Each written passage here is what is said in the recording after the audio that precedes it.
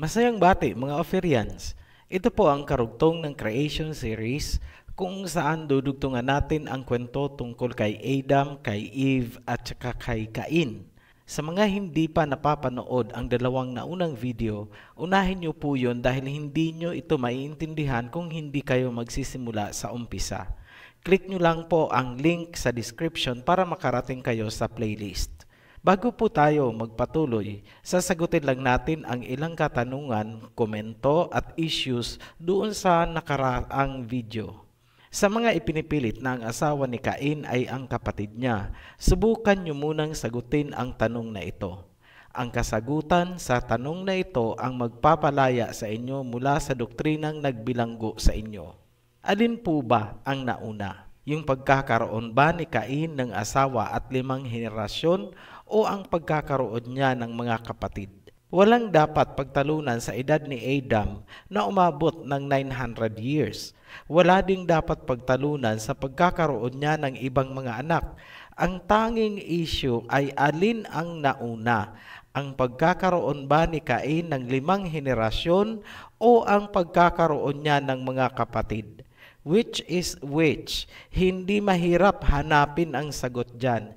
Kitang-kita po sa Genesis chapter 4. Huwag nyo lang mamanipulahin ang laman ng Genesis chapter 4 na huhugutin ang nasa huli at ilalagay sa unahan at ang nasa unahan ay hihilahin nyo papunta sa huli para tumama lang ang doktrina. Sarili nyo po ang niluloko nyo, minamanipulan nyo ang chronology na ibinigay dyan ng Biblia. Sa mga sincere naman talaga na malaman ang katotohanan, ngunit nalilito lamang, muli naming ipapaliwanag ng maiksi lang. Paumanhin po sa mga alam na itong parte, saglit lamang po ito. Balikan natin ang Genesis chapter 4, verse 16. And Cain went out from the presence of the Elohim and dwelt in the land of Nod on the east of Eden. Verse 17. And Cain knew his wife, and she conceived and bare Enoch. And he builded a city, and he called the name of the city after the name of Enoch. Verse 18. And unto Enoch was born Irad, and Irad begat Mehujael, and Mehujael begat Methusael, and Methusael begat Lamech, and Lamech took unto him 2 wives. 5 henerasyon yan galing kay Cain, ngunit hindi pa isinisilang si Seth at ang kanyang mga kapatid. Ituloy po natin. Verse 25. And Adam knew his wife again, and she bare a son, and called his name Seth. For Elohim said, She hath appointed me another seed instead of Abel, whom Cain killed. Ngayon, kung titingnan naman natin sa Genesis chapter 5, ibinigay ang edad ni Adam noong isinilang si Seth. Sa verse 3, And Adam lived 130 years and begat a son in his own likeness after his image and called his name Seth. Yan ang napakaliwanag na may asawa na si Cain, may pamilya, may 5 henerasyon, may syudad na naitayo bago pa man isilang si Seth at ang mga sumunod sa kanya. Huwag niyo pong babaliktarin ang sequence ng Biblia para lamang patamain ang doktrinang inasawa ni Cain ang kanyang kapatid. Ito po ang diagram para mas madaling maintindihan. Pwede niyo pong i-post ang video para mapag-aralan ang chart na aming ginawa. Ang edad ni Adam bago ulit nagkaroon ng anak ay 130 years old. Pero nagkaroon na si Cain ng 5 generations and a city bago pa man isinilang ang kanyang mga kapatid. Ibig sabihin, ang doktrinang inasawa ni Cain ang kanyang kapatid ay sobrang imposible dahil hindi pa ipinapanganak ang kanyang mga kapatid. So paano niya ito aasawahin? Klarado po yan. Naninindigan ang Ophirian Heritage Conservatory na ang asawa ni Cain ay hindi niya kapatid. Walang ibang pwedeng panggalingan ang mga tao sa Nod, kundi ang first couple na unang nilikha sa chapter 1. Isang katotohanang ayaw tanggapin ng mga nabulag ng doktrina. Panoorin nyo na lang po ang 2 naunang video para sa detalyadong pagtatalakay dyan. Balikan natin ang first couple sa Genesis chapter 1. Ang first couple ay binigyan ng mandato na humayo at magpakarami, populate the earth. Kaya nga nilagyan ng mga namumungang kahoy ang face of the earth para sa kanilang pagkain. Kung susuriin, ito ang panimula ng nation building. Habang sila ay dumadami, mabubuo ang mga bansa na may iisang lahi lamang dahil iisa lang naman ang pinagmulan. Ang mga taong ito ay nilikha ayon sa wangis o image ng Elohim. Yan ang grand design ng creation. Para mapalutang natin kung ano ang nangyari sa lahi ng first couple, sisimulan natin sa panahon ng creation. Sino-sino ba ang mga kasali o presente sa panahon na nilikha ang lahat? Mga angels. Hanggang sa Garden of Eden, may mga angels doon. Tingnan niyo po ang nasusulat sa Job chapter 38 verse 4. Where were you when I laid the foundations of the earth? Tell me, if you have understanding, who determined its measurements? Surely you know. Or who stretched the line upon it? To what were its foundations fastened? Or who laid its cornerstone? When the morning stars sang together, and all the sons of Elohim shouted for joy. Maliwanag na presente or naandon ang mga angels na tinawag na sons of Elohim or sons of God at inilarawan bilang mga morning stars. Tandaan niyo po na ang tinatawag na sons of Elohim o sons of God, para sa mga hindi alam kung ano ang Elohim, ay mga angelic beings po yan. Marami pong naligaw dahil hindi naintindihan kung alin ang sons of Elohim at alin ang sons of man. Akala ng iba, ang sons of Elohim ay ang lahi ni Seth. Hindi po. Tatalakayin natin yan ng hiwalay dahil mawawala tayo sa kasalukuyang topic. Tanong, si Lucifer ba ay naandun sa panahon ng paglilikha? Yes, kasi isa siyang high-ranking angel. Noong gagawin na ang first couple, ito ang sinabi ng Elohim. Genesis chapter 1 verse 26. Then Elohim said, let us make man in our image, according to our likeness. Let them have dominion over the fish of the sea, over the birds of the air, and over the cattle, over all the earth, and over every creeping things that creep on the ground or on the earth.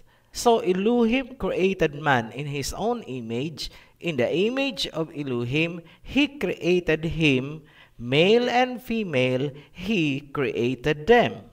Then Elohim blessed them, and Elohim said to them, Be fruitful and multiply, fill the earth and subdue it, have dominion over the fish of the sea, over the birds of the air, and over every living thing that moves on the earth. May mga mahahalagang punto po tayong kailangang titigan ng mabuti dyan. Una, ang sabi ng Elohim na let us create man. Pansinin na ang salitang let us create sa Tagalog ay gawin natin. Ibig sabihin, may mga kasamahan ang Elohim noong ginawa niya ang first couple. Hindi siya nag-iisa. Naandun si Lucifer noong nilikha ang tao. Ibig sabihin, nakita ni Lucifer kung paanong nilikha ang first couple. Mahalagang tandaan na ang first couple ay ginawa sa wangis ng Elohim at inaasahan ng Elohim na sila ay magpapakarami sa wangis na yan. Matapos likhain ang first couple, binigay sa kanila ang buong mundo bilang teritoryo. Sakop nila lahat ng mga creatures mula sa isda hanggang sa mga ibon. Ang mundo ay nilikha ng napakaganda at gaya nga ng paglalarawan sa Genesis chapter 1, luntian ang paligid. Ang mga bungang kahoy ay hitik na namumunga dahil inihanda yun para sa lahat ng magiging lahi ng first couple. Sang-ayon ang Ophirian Heritage at nakikiisa tayo sa mga Bible scholars, anthropologists at mga Batikanong archaeologists na nagsasabi na ang unang tao ay nagmula sa Africa. Lingid sa kaalaman ng karamihan, ang present-day Sahara Desert at mga disyerto ng Saudi Arabia ay dating luntian at mayabong na kagubatan or jungle. Ang lugar ng Sahara ang pinaniniwalaang sentro ng creation. Dito nagsimulang magparami ang first couple at unti-unti silang nag-expand palabas ng Africa alinsunod sa kanilang mandato sa Genesis chapter 1. Para hindi po kayo maguluhan, huwag niyo munang iisipin sina Adam and Eve sa bahaging ito. Nais naming ilarawan nyo sa inyong isipan na noong hindi pa nasisira ang first couple, natural lang na ang kanilang kinikilalang creator at sinasamba ay ang Elohim. Kitang-kita din sa takbo ng mga pangyayari na nais ng Elohim itayo ang isang sanlibutan kung saan siya lang ang sasambahin ng mga tao na kanyang ginawa ayon sa sarili niyang wangis. Sa panahong ito, nagsimula ang hangarin ni Lucifer na pantayan o higitan pa ang Elohim.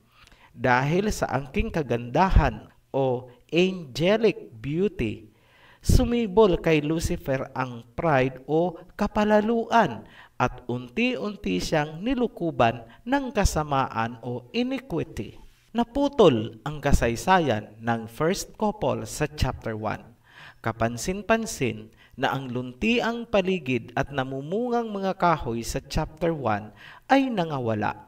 Bagkus, inilarawan sa pagpasok ng chapter 2 na walang tumutubong mga kahoy at halaman dahil walang ulan at walang tao.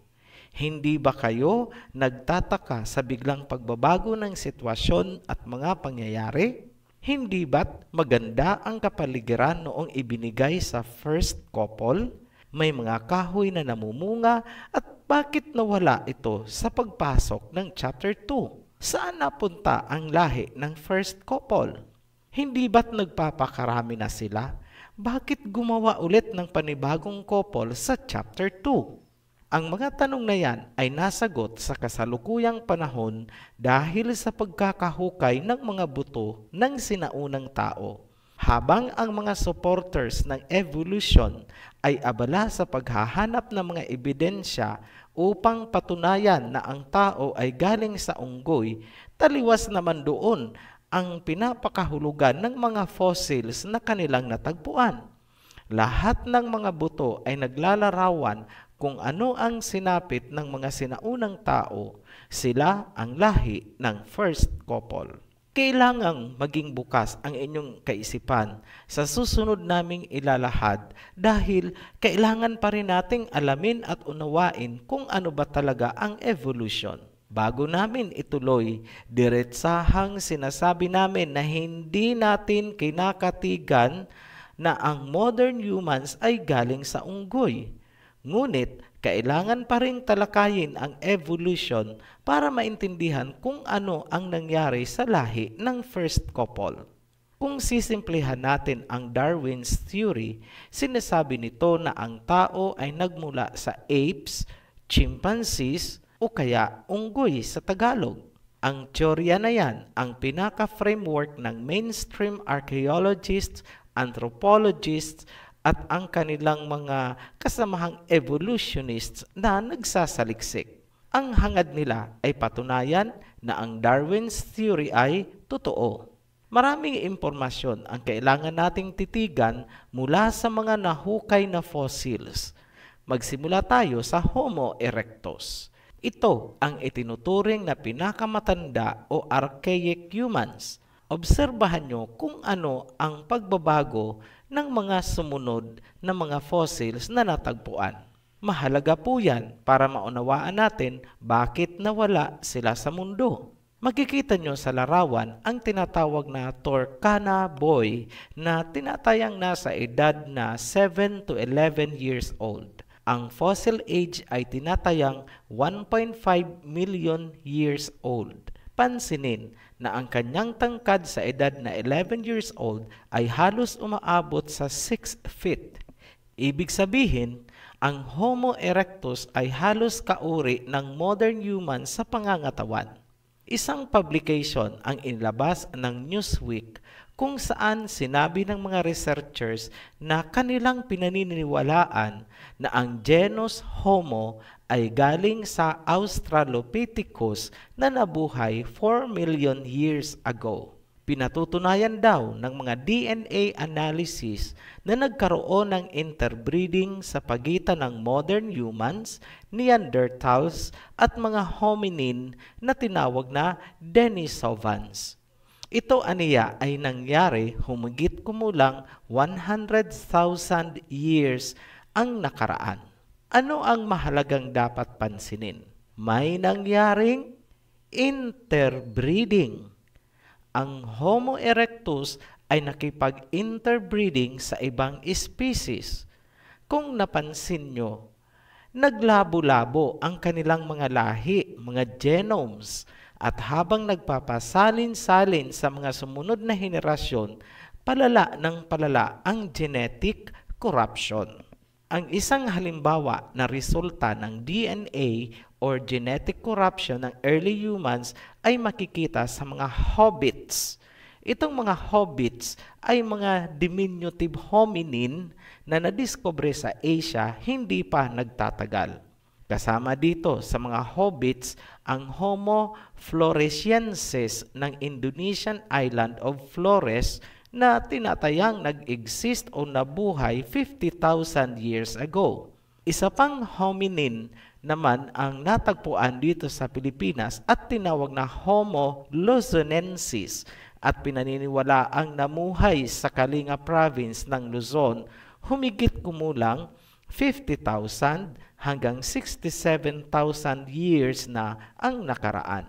Kailangang pansinin na ang mga hobbits o hominin ay diminutive o maliliit na tao. Isa pang ipinapakita na ebidensya daw na ang tao ay galing sa apes or chimpanzees ay ang mga buto na tinawag nilang Lucy. Ito naman ang itinuturo ng mga Western scientists na pinagmulan daw ng sangkatauhan. Si Lucy ay nabibilang sa Australopithecus afarensis na nabuhay sa Africa humigit kumulang 3.7 million years na ang nakaraan. Kapansin-pansin ang isang katangian nitong si Lucy. Magkahalo ang pagiging tao at ang pagiging unggoy. Maraming kontrobersya na kinakaharap itong Lucy, ngunit hindi na natin iisa-isahin dahil irrelevant na po siya. Ang tatandaan lang natin ay magkahalo ang katangiang tao at katangiang unggoy sa kanyang katawan. Tinawag ng mga mainstream evolutionists na transitional apes ang mga skeletons na magkahalo ang katangian ng tao at unggoy. Ito daw ay isang matibay na ebidensya na ang tao ay galing sa unggoy. Ngunit, ayon kay Professor Robin Crompton, isang evolution scientist, kanyang sinabi na ang modern humans at unggoy ay parehong nagmula sa more human ancestor. Ibig sabihin, may saling lahi mula sa human ancestors na naging unggoy. Ang mga transitional apes daw ay papunta sa pagiging unggoy at hindi papunta sa pagiging tao. Sa madaling salita, nagkaroon ng mga human-ape hybrids.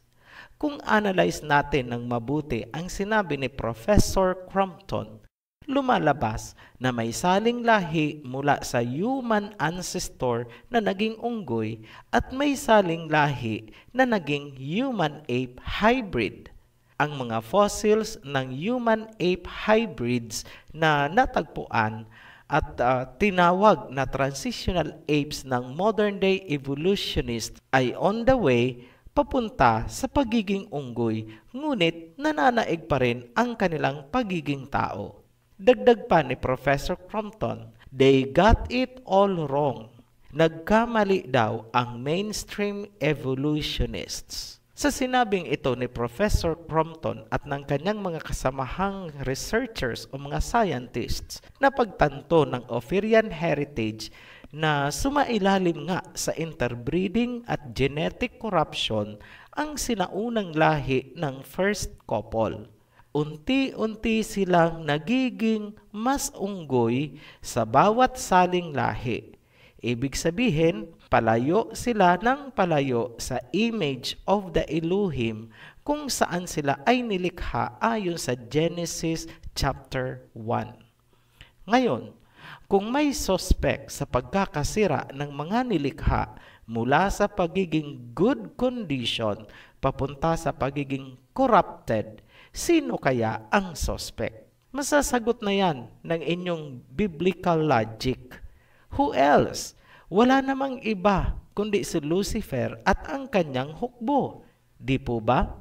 Ngayon, ano at paano ginawa ni Lucifer ang pagsira sa produkto ng creation? Masasagot natin yan kung titingnan natin ngayon ang kakayahan ng tao sa larangan ng siyensya. Sa ngayon, may kakayahan ang tao na magsagawa ng genome mapping sa larangan ng genetics. Nagagawa din ng tao ang in vitro fertilization, cloning, at interbreeding, at kung ano-ano pang mga kababalaghan sa siyensya. Tanong, presente ba ang mga scientist natin ngayon noong nilikha ang mga hayop at ang tao? Hindi. Pero tingnan nyo kung ano ang kaya nilang gawin. Ibig sabihin, kung kaya ng tao magsagawa ng mga kababalaghang yan sa siyensya, higit pa dyan ang kakayahan ni Lucifer dahil presente siya noong ginawa ang mga hayop at tao. Sinimulan niyang sirain ang genetic line ng sinaunang tao habang nagpaparami ang first couple sa Africa. Bawat bagong saling lahi ay palayo ng palayo sa original na image of Elohim. Yan ang hindi alam ng mga prejudice kapag naririnig lang nila ang salitang evolution. Sa ngayon, aktibo ang mga scientists, lalo na ang mga nasa Amerika, sa paglalabas ng mga impormasyon na hindi daw creation, kundi evolution ang proseso, kaya tayo ay naging tao at tayo ay galing sa unggoy. Nakakalungkot dahil ito ay taliwas sa katotohanang ang tao ay nasira dahil sa evolution, ngunit ngayon pinaniniwala ang mga tao na ang evolution ang pinanggalingan ng tao. ang mga kabataan ay madaling masilaw marinig lang ang mga salitang advanced technology.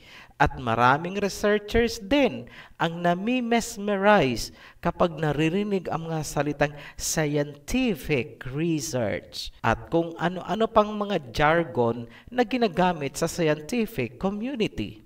Kasabay dyan ang mga mind conditioning strategies para ma-immune ang isipan at mabawasan ang resistance gaya ng mga pelikulang King Kong at Planet of the Apes. Ang tawag dyan ay grand deception. Kahit anong gawing pagtatakip, ang mga fossils ng human-ape hybrids ay maituturing na corpus delicti ng malagim na sinapit ng ancient humans. Hindi maipaliwanag ng mga scientists bakit naging extinct ang archaic humans, bakit hindi nag-survive ang kanilang species. Ang itinuturing na dahilan ng extinction ay ang paglalaban-laban ng mga grupo.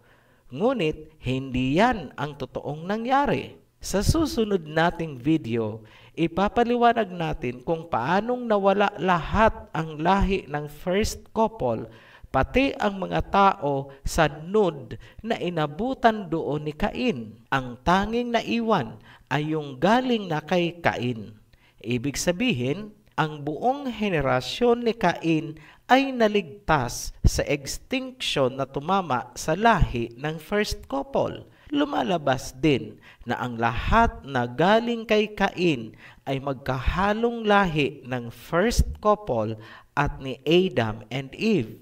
Ngayon, bakit hindi napasama sa extinction ang lahi ni Cain? Simple lang, kasi may dugo sila na galing kay Eve at tandaan na si Eve ay galing din naman kay Adam. Ibig sabihin, ang buong lahi ni Cain ay magkahalong dugo ni Adam at ng first couple. Ang dugo ni Adam ang nagligtas sa kanila sa extinction. Sa makatuwid, lahat ng tao na hindi nanggaling kina Eve ay namatay sa panahon na yon. Naging extinct sila.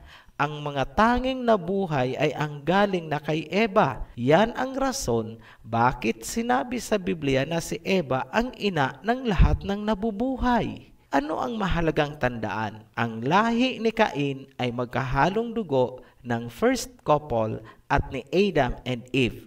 Mahalaga po yan at huwag kalilimutan dahil malaki ang kinalaman niyan sa mga susunod na mangyayari. Hindi pa po tapos ang kwentong ito. Sa aming pagbabalik, doon nyo palang lubos na maiintindihan bakit ginawa si Adam and Eve at bakit inilagay sila sa secluded at gwardyadong Garden of Eden sa silangang bahagi ng Asya. Muli po kaming nagpapasalamat sa mga patuloy na nagsusubaybay at sumusuporta sa ating channel. Hanggang sa muli, be blessed, Ophirians!